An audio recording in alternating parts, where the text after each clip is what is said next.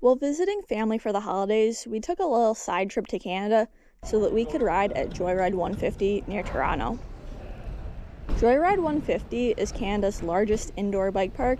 There's something for everyone, from toddlers on strider bikes to pros dialing in new tricks. I think we ended up staying for like 5 or 6 hours, but honestly, if we had brought more food, we would have stayed longer. The day pass is good all day, so you are free to leave and come back. We decided to leave knowing we could come back if we wanted, but after a large dinner, we decided to head back to the hotel and chill in the pool for a bit.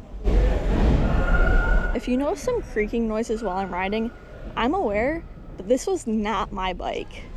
Joyride 150 rents out both BMX bikes and dirt jumpers, so we decided to rent dirt jumpers, both because they would be better suited for the type of riding here than our own bikes, and because we didn't want to drive around for a week with our bikes on the back of the car getting covered in salt.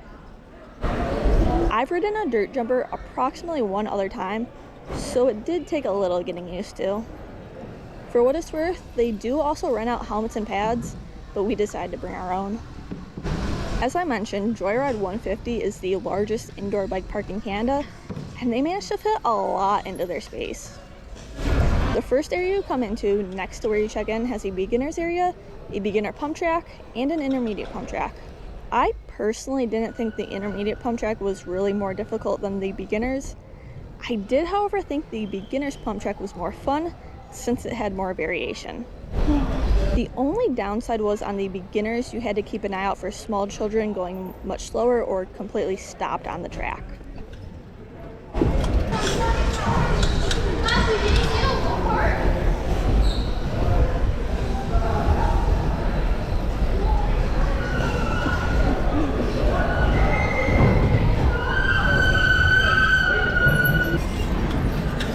This area is also where the cross-country course starts.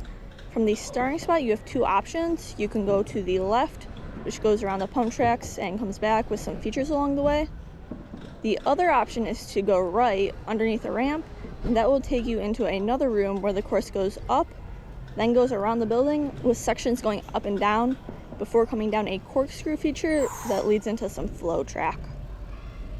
The upper course is also a good spot to get a bird's eye view of some of the more skilled visitors to Joyride 150.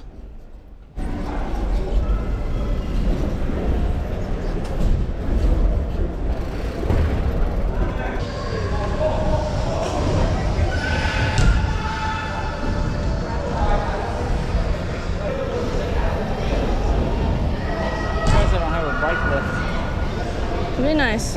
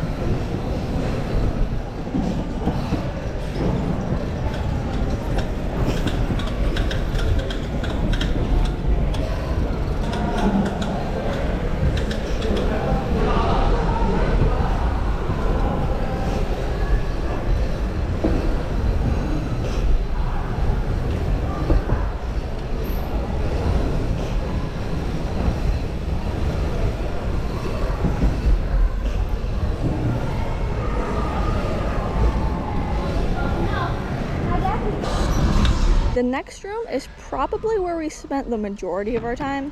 It has a ton of options for Skinnies, most if not all of which connect to other Skinnies, giving you even more line options.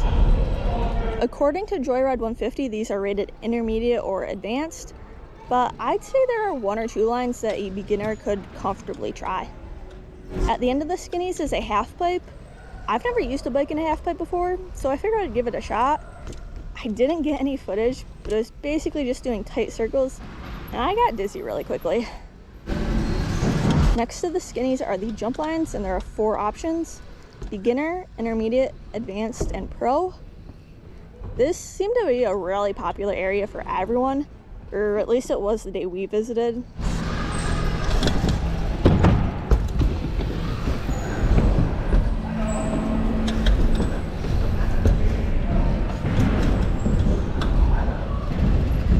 Next to the jump lines were the foam pit and resi ramp.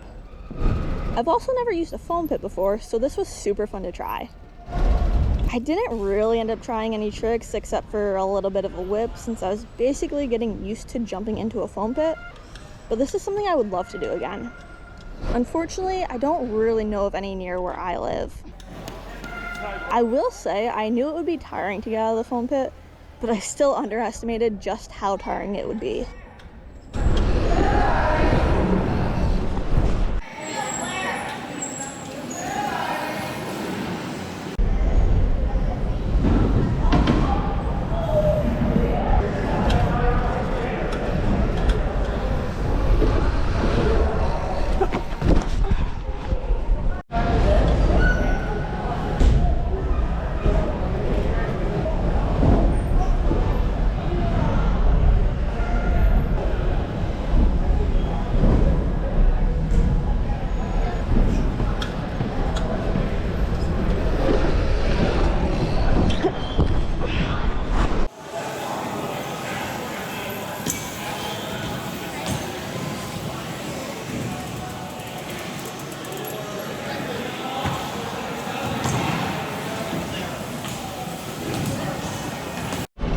There are 2 other rooms that we didn't really spend any time in just because they weren't really our style of riding.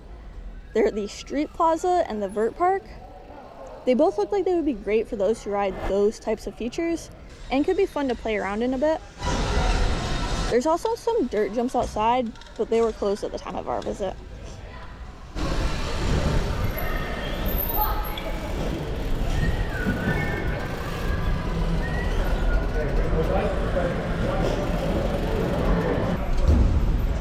I would love to go back to Joyride 150 again. However, there's one thing I would try to do different, and that's the timing of the visit. We visited when we did this year because that's when we were in the area for the holidays. Unfortunately, it was also a Friday when all the kids were off school. If you can manage, I highly suggest visiting while kids are in school. It got to be pure chaos in here. The worst being parents who did not understand the difference between a bike park and a playground, and let their kids on starter bikes go wherever they wanted despite who else was around, the intended skill level, or specified direction. Now don't get me wrong, I'm definitely not saying all parents and kids were like this, but it was ridiculously crowded this day, and there were enough people not paying attention to those around them to make it pretty difficult. You're a magnet. I know! Because I see people and they're like, I know, but I'm trying to go where there's not people. Do they gotta do a back one? Oh, Over here? Yeah. No, I don't. Panda gloves. Oh, thank you. That red one with the dragon? Yeah? Yeah, back one. No, I saw someone do a backflip over the foam pit. I didn't see anyone over here. I saw a guy do a no-hander over the red one. Overall, we had a great time and loved the variety of options. If I was a local, I would definitely be spending a ton of time here, and I think it's worth the trip for those who aren't local, especially in the winter where, depending on your location, could mean a lot of your local trails are closed.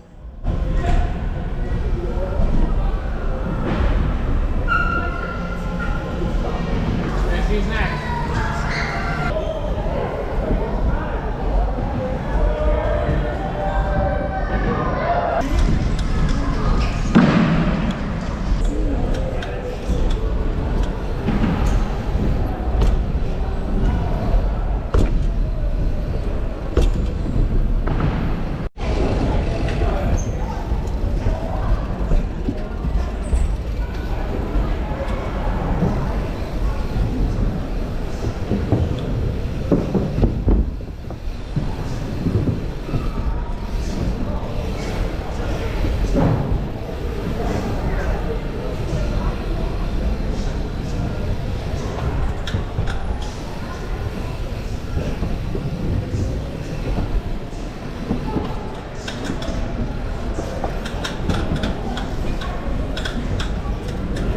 Have you ever been to an indoor bike park? Let me know what you thought of it in the comments down below. Thank you so much for watching, and don't forget to be always adventuring.